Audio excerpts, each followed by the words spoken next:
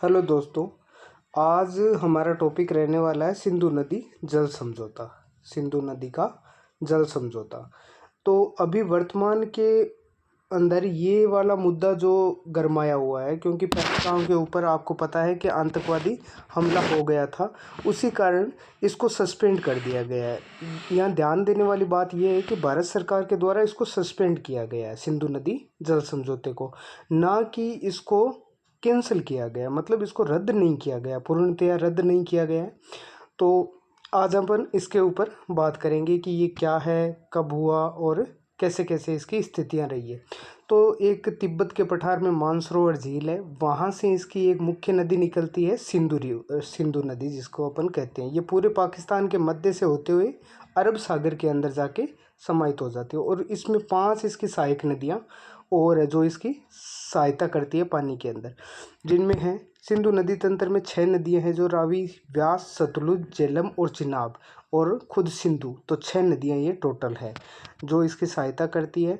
और इन नदियों को लेके, पानी के बंटवारे को लेकर भारत और पाकिस्तान में क्या हो रखा है, एक संधि और समझौता हो रखा है। परंतु अभी वर्तमान में इसको सस्पेंड कर दिया गया, जैसा कि आपने खबरों के अंदर देखा होगा, न्यूज़ चैनल्स में वगैरह में, सब कुछ में। तो ये क्यों हुआ और कैसे हुआ? तो ये समझौता हमारा हुआ था विश्व बैंक की मदद से 1960 के अंदर। 19 सितंबर 1960 को सिंधु जल समझौते पर हस्ताक्षर किए थे पंडित जवाहरलाल नेहरू और पाकिस्तान के प्रधानमंत्री अयूब खान ने। इन दोनों ने मिलकर इस समझौते को विश्व बैंक की मदद से संपन्न किया था।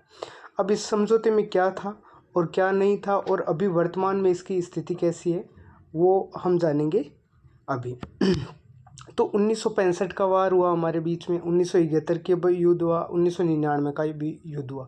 परंतु फिर भी इस जो ये ट्रीटी थी हमारी सिंधु नदी जल समझौते की, इसको कभी भी कैंसिल करने की या इसके ऊपर कभी भी बात नहीं बनी। परंतु अभी वर्तमान में इसके ऊपर बात बनी। तो सिंधु जल समझौता क्या है? देखो, सिंधु जो जल समझौता है वो सतलज, व्यास और रावी, इन नदियों का पूर्णतया अधिकार किसको होगा? भारत को होगा। ये 3 नदियां जो नीचे के साइड में आपको दिखाई पड़ रही है, इन तीनों का पूरा अधिकार किसको होगा? भारत को। रावी, व्यास और सतलज के पानी से भारत सिंचाई, जल विद्युत उत्पादन, नौकायन व अन्य सभी कुछ कर सकता है। उसके ऊपर की जो सिंधु, झेलम, चिनाब जो पश्चिमी नदियां हैं, उन तीनों का अधिकार किसको होगा? पाकिस्तान को होगा। उन तीनों नदियों का लगभग पूर्णतया अधिकार किसको होगा? पाकिस्तान को होगा।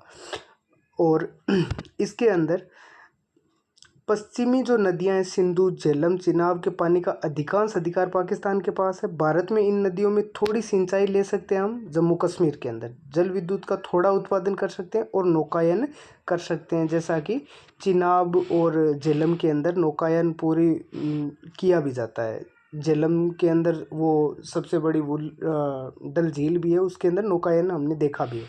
मूल उद्देश्य क्या था इस समझौते का? पाकिस्तान के इस डर को दूर करना कि भारत जो कि एक ऊंचा राज्य है, वह आगे जाके पानी को रोके नहीं और अपनी तरफ मोड़ ना ले, मतलब अपने राज्यों को ये पानी नहीं दे। तो इसलिए इस संधि का करारनामा किया गया था। इस संधि के अंदर 61% जो पानी है वो पाकिस्तान की ओर जाता है और बाकी का पानी भारत के पास 39%। तो सिंधु, झेलम प्लस चिनाब, ये तीनों नदियां किसके पास में जाती है?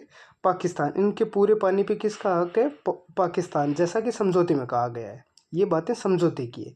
तो पाकिस्तान ने कहा कि ये जो रन ऑफ द रिवर है, नदियों का जो बहाव है, आप इसके अंदर जो फ्लो बना रहेगा इसको आप कम नहीं करोगे।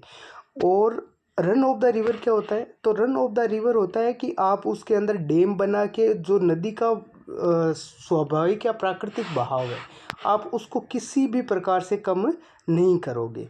किसी भी प्रकार के टरबाइन नहीं लगाओगे, जिससे आप जलाशय, मेन बात यह है कि जलाशय नहीं बना सकते आप, पॉन्ड नहीं बना सकते जिसमें पानी इकट्ठा किया जा सके। अगर आप पानी इकट्ठा करते हो तो उससे क्या होगा, जैसे कि यहाँ चित्र में दिखाया जा रहा है कि टरबाइन लगा के जलाशय बनाएंगे तो जो नदी का आगे का भाग है वो संकुचित होता चला जाएगा। तो पाकिस्तान ने कहा कि अगर आपको इसके पानी का यूज़ करना है, लाइट उत्पादन करनी है, तो आप उसके स्वाभाविक जो फ्लो है, जो उस नदी में प्राकृतिक जो तेज़ी है, उसी का यूज़ करके आप क्या करो, लाइट बना लो, परंतु आप जलाशय या पौंड बना के ये काम नहीं करोगे। ये पाकिस्तान के द्वारा कहा गया था। भारत पश्चिमी नदियों पर 3.6 मिलियन एकड़ फुट तक पानी स्टोर कर सकता है ऊपरवाली में। इसके अतिरिक्त भारत को जम्मू व कश्मीर और लद्दाख में 13.4 लाख एकड़ की सिंचाई विकसित करने की अनुमति है। मतलब इतना पानी आप किस में दे सकते हो, सिंचाई में। लेकिन वर्तमान में केवल 6.42 लाख एकड़ ही सिंचित है। वो और भी ज़्यादा इसको विकसित किया जा रहा है। इस सिंचाई के क्षेत्र को 13.4 तक ले जाने की कोशिश की जा रही है। परंतु इन जो नदियों के फ्लो के अंदर अब मेन ऑब्जेक्शन क्या आ रहे हैं, आपत्ति क्या है, प्रॉब्लम क्या है, उसके बारे में अपन बात करते हैं।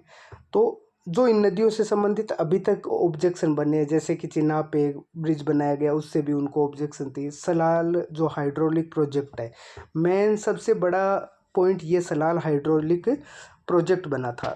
स्थान कहाँ पे, जम्मू कश्मीर में। नदी कौन सी, चिनाब या चेनाब, जिस भी नाम से आप जानते हो। विवाद 1970-80 के दशक में पाकिस्तान ने इस परियोजना के डिज़ाइन पे आपत्ति जताई थी, क्योंकि ये एक बहुत बड़ा डैम बना हुआ था। भारत में डिज़ाइन में संशोधन किया और इस परियोजना को 1987 में ये पूरी हो गई थी, परंतु आज भी वो इसके ऊपर अपना जो कहते हैं कि हमारा अधिकार है, इसके ऊपर वो खेत जताते रहे। किशन गंगा हाइड्रोलिक प्रोजेक्ट ये बना हुआ है आपके जम्मू और कश्मीर में, किशन गंगा नदी पर। ये चिनाब की झेलम की एक सहायक नदी है किशन गंगा, और इसके अंदर इन्होंने पन बिजली उत्पादन प्रभावित होगा, इसलिए इसको रोकने के लिए बात कही गई थी। तो इसके ऊपर भी विवाद चलता रहा है। ये जो विवाद के बिंदु है, जो 3 ऊपर वाली नदियों पे जिनके ऊपर भारत ने काम किया है, उनके बारे में हम बात कर रहे हैं। तो ये विवाद के मुख्य पॉइंट रहे थे। किशन गंगा हाइड्रोलिक प्रोजेक्ट हुआ, सलाल वाला हुआ, और तो इनके द्वारा क्या किया गया कि भारत के ऊपर पाकिस्तान ने आरोप लगाए। फिर रतले हाइड्रोलिक प्रोजेक्ट, रतले कहाँ पे, जम्मू कश्मीर में, किश्तवाड़ जिला में, चेनाब नदी पर। पाकिस्तान का दावा है कि इस परियोजना से चिनाब का प्रवाह कम होगा और कृषि और पन बिजली पर निर्भरता को भी प्रभावित करेगा। पाकिस्तान ने 2022 में विश्व बैंक और अंतर्राष्ट्रीय मध्यस्थता न्यायालय में शिकायत भी इसकी दर्ज की है, परंतु ये बना हुआ है अभी भी। चिनाब रिवर के ऊपर ये बना हुआ है। इसके बाद में रतले हाइड्रोलिक के ऊपर भी। तो ये मुख्य विवाद के जो मुद्दे हैं इस प्रकार हैं। अपने तीनों मुद्दे आए अपने पास में, और इसके ऊपर जो नौकायन है उसके अंदर भी इन्होंने 1-2 बार अपना विरोध दर्ज करवा रखा है। पाकिस्तान को तो मुद्दे चाहिए वैसे भी। परमानेंट सिंधु आयोग भी बनाया गया है। तो ये पीआईसी की बात कब की गई, क्या है, तो भारत और पाकिस्तान के इंजीनियरों और अधिकारियों की एक टीम जो साल में कम से कम एक बार मिलती है।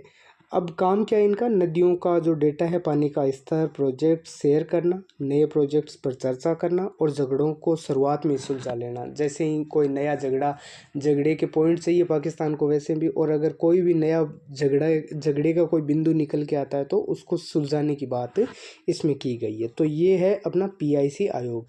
झगड़ों का समाधान क्या होगा फिर, तो झगड़े का समाधान है, सबसे पहला तो बातचीत होता है। दोनों देश आपस में बात करके हल निकालेंगे। न्यूट्रल एक्सपर्ट, अगर बात न बने तो एक अंतर्राष्ट्रीय विशेषज्ञ की मदद ली जाएगी, कोर्ट ऑफ आर्बिट्रेशन। अगर यह भी काम न करे तो अंतर्राष्ट्रीय कोर्ट जो हेग नीदरलैंड है वो फैसला करेगी। ये हेग का नीदरलैंड में अंतर्राष्ट्रीय न्यायालय जो बना हुआ है। तो ये है पूरा का पूरा सिंधु नदी जल समझौता, जिसके ऊपर हमने बात की।